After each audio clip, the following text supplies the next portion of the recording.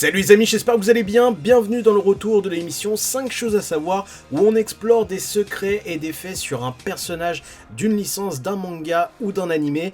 Et pour le coup, aujourd'hui, on va se plonger dans l'univers de Fairy Tail avec Natsu Dragnir, ce héros impulsif et attachant, connu pour ses pouvoirs de feu et sa quête pour retrouver son père adoptif, le dragon Ignir. Si tu es fan d'animé, reste bien jusqu'à la fin, puisque tu vas peut-être découvrir des choses que tu ne sais pas sur ce personnage qui est Natsu.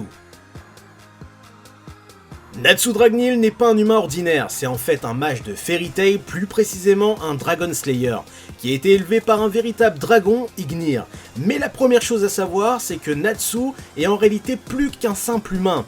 Il est le frère cadet de Zelef Dragnil et a été ramené à la vie grâce à la magie noire de Zelef. C'est ce qui fait de lui un Eterius, un démon issu du livre de Zelef. Cette révélation change totalement notre perception du personnage au fil de la série.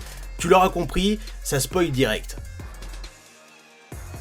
Quand on pense à Natsu, on pense immédiatement à ses pouvoirs de feu. En tant que Dragon Slayer, il utilise la magie du feu pour créer des attaques spectaculaires. Parmi les techniques les plus connues, on retrouve le hurlement du dragon de feu.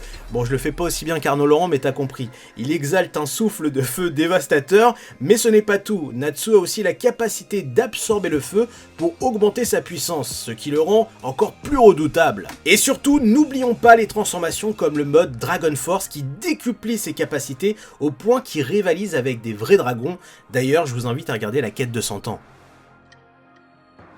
Tout au long de Fairy Tail, Natsu évolue non seulement en puissance, mais aussi en maturité, et c'est pour ça que j'adore ce personnage. L'un de ses moments les plus marquants reste sa bataille contre Zelef.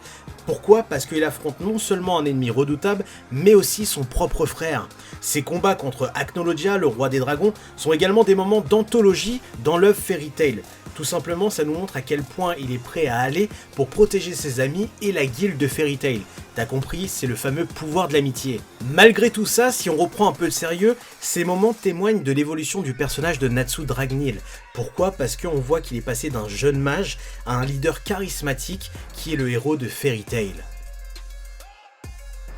Si je vous dis Natsu égale impulsif, bah tu vas me dire logique mon ref, et c'est totalement le caractère du personnage. Même parfois il est totalement inconscient par rapport à certaines situations, mais je trouve c'est ce qui fait aussi le charme du personnage. Il est profondément loyal envers ses amis, notamment Lucy, Erza, Gray ou Happy, et sa relation avec Lucy est touchante et souvent au centre de l'histoire. Quant à Happy, leur amitié est inébranlable et apporte une bonne dose d'humour à l'animé. Et c'est ce qui fait la complexité du personnage de Natsu Dragnil, un personnage qui peut être impulsif, inconscient par moments, avec des combats qui sont incessants, badass, et il peut devenir aussi tendre qu'un chocolat Milka avec Lucy. Et c'est ça qui est beau, puisque en plus de ça, on a eu la chance d'avoir Arnaud Laurent, qui est son comédien de doublage en VF, qui bonifie le personnage de Natsu Dragnil, et franchement, c'est tout ce qu'on aime avec un personnage qui pense à protéger ceux qu'il aime. Et maintenant, place aux anecdotes sur le personnage de Natsu Dragnil. Oui, parce que je vois les détracteurs arriver dans les commentaires en mode « j'ai rien appris dans ton 5 choses à savoir ». Ce n'est pas 5 choses que vous ne savez pas, c'est 5 choses à se remémorer sur un personnage. Mais malgré tout, j'ai peut-être trouvé des choses que tu ne sais pas. Donc, c'est des anecdotes sympas de Hiro Mashima. Initialement, le chara-design de Natsu, eh bien, c'était un personnage en armure. Mais il a tronqué cela par une écharpe, et cette écharpe est la clé du lien de Natsu entre Ignir et lui-même. Et je trouve que le look que Natsu a dans sa finalité est plus que badass. Autre fait amusant, c'est le mal des transports de Natsu. Si vous connaissez Natsu, vous connaissez son mal des transports, que ça soit en bateau, en train ou etc. Et c'est ce qui rend le truc ironique d'un personnage ultra puissant, mais qui peut être neutralisé assez rapidement. Et en fait, il a été révélé dans une interview que Natsu à l'origine devait être plus sombre, plus sérieux, mais Hiro Mashima a opté pour une personnalité plus légère, plus joyeuse, pour contraster avec l'ambiance parfois intense de Fairy Tail. Et voilà, c'était le 5 choses à savoir sur Natsu Dragnil. Je reviens sur YouTube avec l'émission qui a fait qu'on avait été connu à l'époque sur YouTube, mais surtout une émission que j'aimais faire et que j'ai trop abandonné au fil du temps, donc je reviens avec quelque chose que j'aime faire.